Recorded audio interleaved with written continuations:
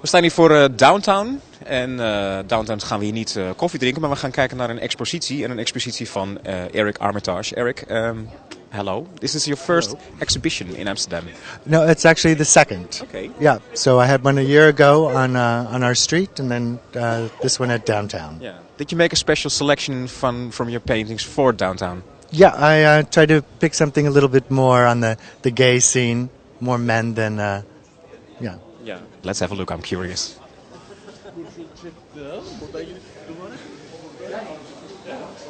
We just see here two of your paintings.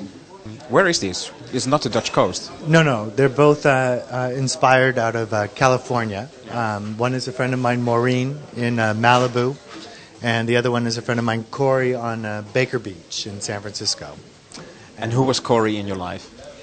Corey's one of my best friends. We have the same birthday, so I've known him for years, ever since I moved to California.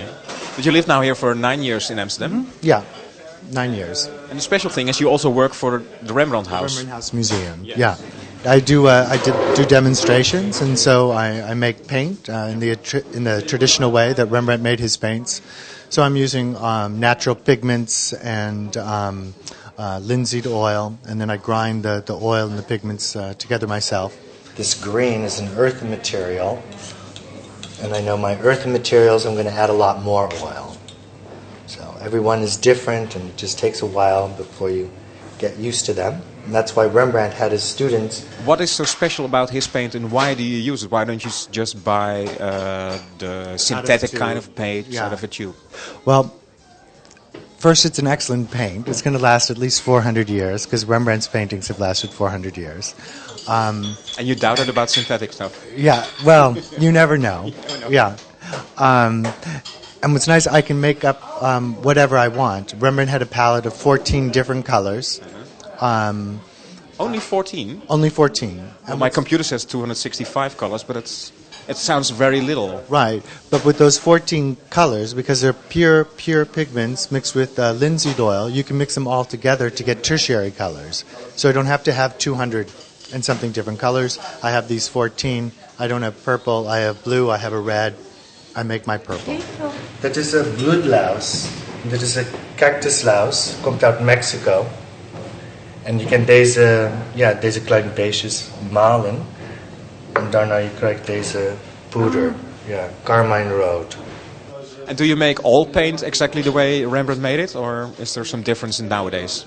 Well, the biggest difference is I've substituted anything that's toxic or just too expensive. Because it's forbidden from the law also? Right, and your health. So things your like own that, health. Yeah, things like lead white you don't want to be using.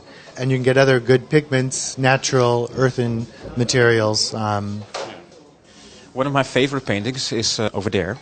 Can we have a look there? Yeah. Sorry, sir. Yeah, this is again my friend Corey. I have a lot of pictures that we made from that day, and then from the pictures that I make, then I make my paintings. Is there more influence from Rembrandt except for making the paint or so? Is there something of his technique which you also grabbed and tried to put in your own paintings? Well, Rembrandt was really great with just figures and letting you see how a figure stood or moved. And then also how the light falls on that with the shadowing and the effects of that. So I'm really influenced by how he created all those real heavy shadows. Yeah.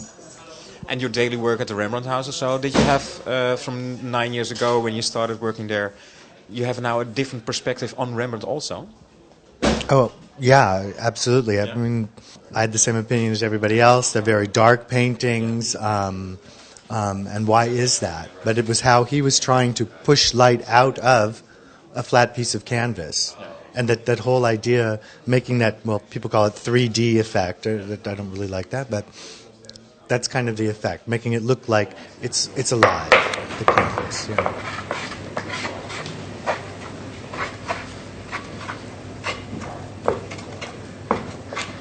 And the blue, you definitely have to have a little patience with it. It doesn't look like it's going to do anything, and then all of a sudden, just kind of magically, it turns over into paint. You see that surface getting glossy.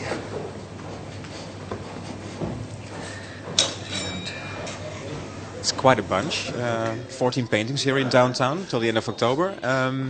There are many differences. There are some James Dean lookalikes, and there are some sporty guys. Sport is some of the themes which you find back in your work also, but it's always in California. Not necessarily. There's also beautiful beaches here in Europe. Okay. So, yeah. You have a lack of models here in Holland, maybe. Well, I never have a lack of models. There's always somebody to paint. There's a photograph that I've taken. I collect also photographs from the paper. Anything kind of interesting with an interesting pose, like these. The dancers over here is one of my favorites. There's always a little sense of humor also in your work, I find. Oh yeah, the irony. Irony. Yeah. Why? Is that your life attitude? Yeah, I like to just put something out there that's not going to be taken seriously always. Yeah. If they are sold, then they are gone out of your own collection, and it's always painful for a painter, I think. Yeah, I'd hate to say the ones I don't like, but there are the ones that I really like that I think, oh wow, that would be the... But can you imagine that this big painting, which I know is in your home, at home, that it would be sold and it's not there anymore? Yeah, but that one I would like to find a nice home for. But how does it feel? I mean, your own unique work is disconnected from you, isn't that... It must be a lot of pain or so to say goodbye. Yeah, but then it becomes something else, something from somebody else that they value, that they find precious, and that's for me. Then that's okay. It's like finding a home for a puppy. As long as it has a nice owner, then yeah. Okay. That's all I'm looking Let's for. hope you find some nice owners here in the bar. It's very difficult, Take a little maybe. puppy home, yeah. Who wants a puppy? A puppy painting. You're allowed to pick out one to buy, of course. To buy. Which one would you like to buy then? Let me have a look on this. Let me guess.